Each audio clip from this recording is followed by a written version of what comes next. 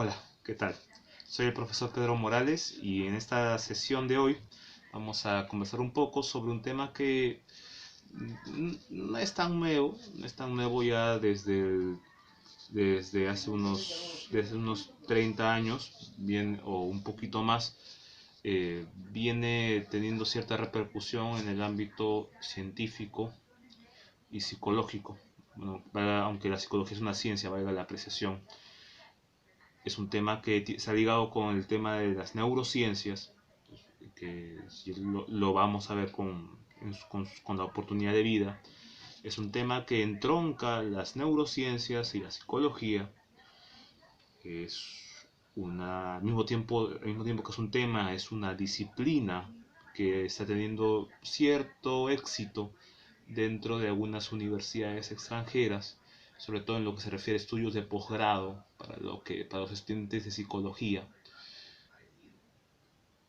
Vamos a hablar sobre la neuropsicología.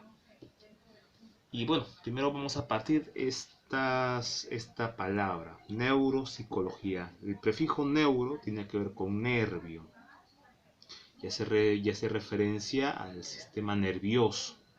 Como sabemos, hay dos tipos del sistema nervioso del ser humano, es uno y al mismo tiempo es dual. Tiene dos partes que las vamos a ver con mayor atención en las siguientes clases. El sistema nervioso central y el sistema nervioso periférico.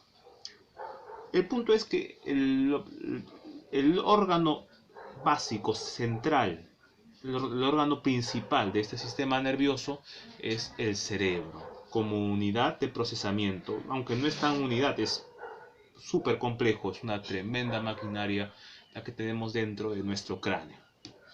Eh, por otro lado, tenemos el hecho de la psicología, que como hemos podido ver es una ciencia. Algunos discuten hasta qué punto es una ciencia de índole social o humana, dependiendo de la clasificación. Una ciencia incluso natural, algunos, eh, y otros dicen que es sintética, una ciencia de síntesis que se apoya de otras ciencias y que da como resultado una investigación.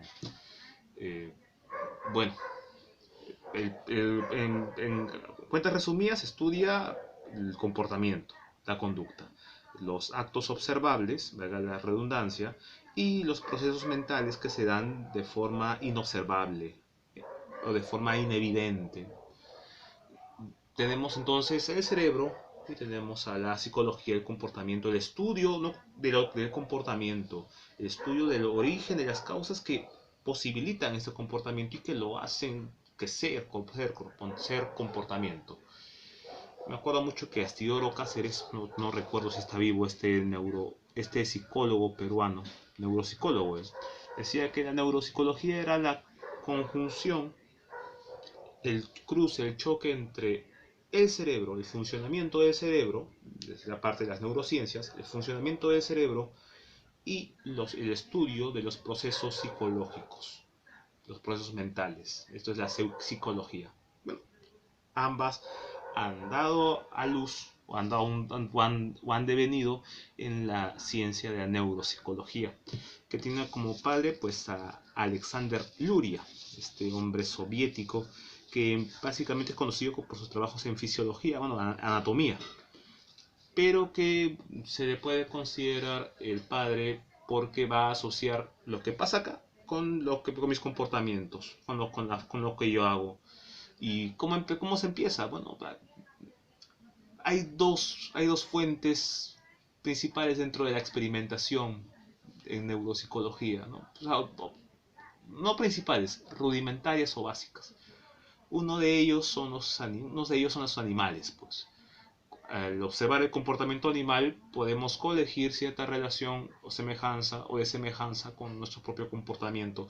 Por esa razón es que cuando se ha querido investigar ciertas sobre ciertas zonas del cerebro y cómo influyen en la conducta humana, a veces se ha recurrido a experimentos con animales. Dicho de paso, porque la ética científica, la deontología científica, no permite hacer experimentos con otros seres humanos. Aunque siempre surgen los grupos animalistas que bueno, y no sin vana razón, ¿no?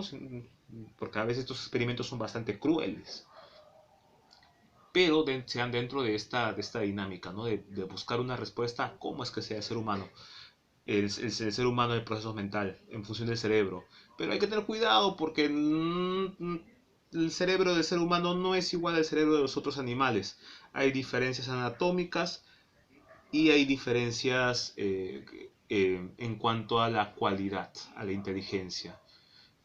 No, ciertamente no tenemos, nuestro cerebro no tiene el mismo tamaño que el cerebro de un elefante, que el cerebro de un perro, y sin embargo, y tampoco tiene las mismas, las zonas, todas las zonas no están igual de desarrolladas, tanto desde fuera como desde dentro no somos iguales, similares en cuanto pertenecemos al reino animal. Por otro lado, en el otro grupo, del cual se toman semejanzas o de semejanzas para hacer los estudios de los experimentos, los casos, por lo menos hasta la primera mitad del siglo XX se estudiaba a los que tenían o bien a los que habían tenido algún accidente en el cerebro, en el cráneo, los que habían tenido algún accidente y que a raíz de eso habían desarrollado una discapacidad. A los enfermos. A los enfermos se les estudiaba, a los enfermos mentales. Bueno, digo enfermedades, lo más preciso sería decir una discapacidad mental, en este caso, porque es algo, ha quedado disminuido el hombre después de un accidente. Y en base a eso, pues ha ido estudiando, ¿no? Tal problema sucede, esta persona presenta tal problema en el habla. ¿Y qué pasó? Se golpeó en tal lado del cerebro, uy, el área de Wernicke, el área de Broca, uy, y hay problemas de lenguaje. Y nos damos cuenta de que el área de lengua, esa área, la de Broca y la de Wernicke, son áreas que se encargan de la producción del lenguaje articulado. Pero también ahora último en neuropsicología se están estudiando los sujetos sanos, pero no es siempre con límites, porque está el tema de la ética científica, el hecho de respetar la dignidad del sujeto del experimento en cuanto que es persona.